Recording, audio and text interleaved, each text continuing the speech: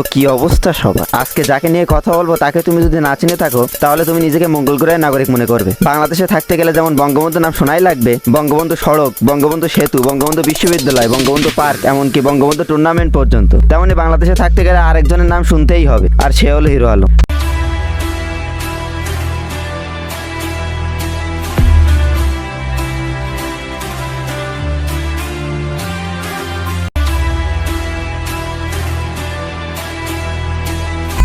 আরে কেনই বা শুনবে না, এটা এমন একটা বস্তু যেটা সাহিত্য আর সংস্কৃতি সবখানে জুড়ে আছে। নায়ক, গায়ক, ডিরেক্টর, প্রডিউসার, কবি, এমনকি নেতা, কোনোখানের বিগিস মারতে এর বাদ নেই। He is a multi talented বোকাসোদা। তবে আজকে তার অন্য কোনো বিষয় নাই, বরং নতুন রিলিজ হওয়া হিন্দি গান নিয়ে কথা বলবো। তো দেরি না করে মূল টপিক এন্ট্রি মারি। এ কেউ ইন্ট্রো চালাই দাও ইয়ার।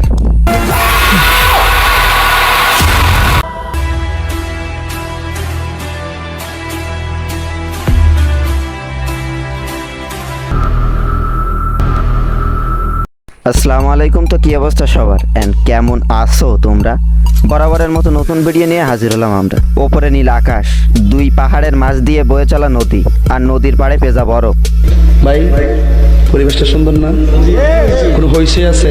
আমার মনে হয় এমন গানের শুটিং বাংলাদেশের জন্য রিয়া।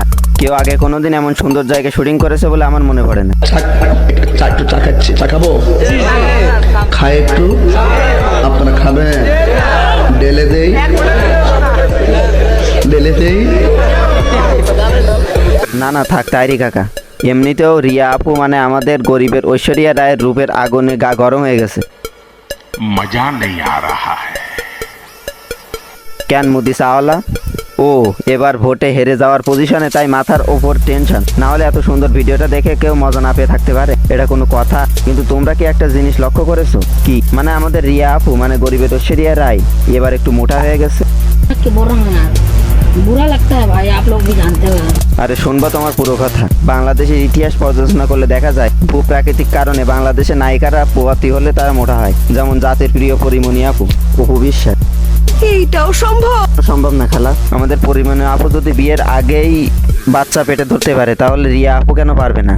সে তো আলম কাকার ব্যক্তিগত সম্পত্তি। আর আমাদের আলম কাকার কি জোর কম আছে নাকি? মানে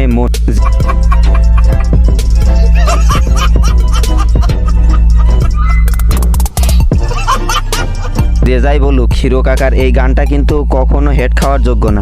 গানের শুটিংটা সত্যি অসাধারণ ছিল। কি ভাবছেন?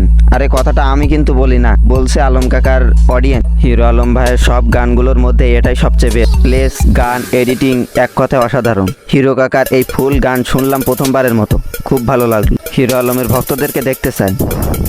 অসাধারণ অভিনয়, অসাধারণ লোকেশন, অসাধারণ ভিডিও কোয়ালিটি, সিনেমাটোগ্রাফিটাও অসাধারণ ছিল। একদম বলিউডের মতো হয়ে সুন্দর হয়েছে। অনেক সুন্দর লাগছে গানটা। আর যাই বলেন খুব সুন্দর হয়েছে। অসাধারণ অসাধারণ অসাধারণ, এক কথায় অসাধারণ। আমার খুব ভালো লাগছে লোকেশনটা। বিগ ফ্যান ভাই ফ্রম ইন্ডিয়া। তো আজকের মতো এই পর্যন্তই। ভিডিওটা ভালো লাগলে লাইক, কমেন্ট এবং চ্যানেলটাকে সাবস্ক্রাইব করো। আল্লাহ হাফেজ। नाम बताओ अपना। आगे जाके पूछ लो। क्यों, तुम्हें बताने में क्या दिक्कत है?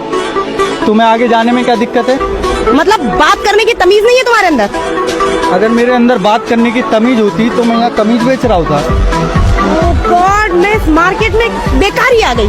तुम मार्केट में नहीं, तुम दुनिया में ही बेकार आ गई। आगे बढ़ो।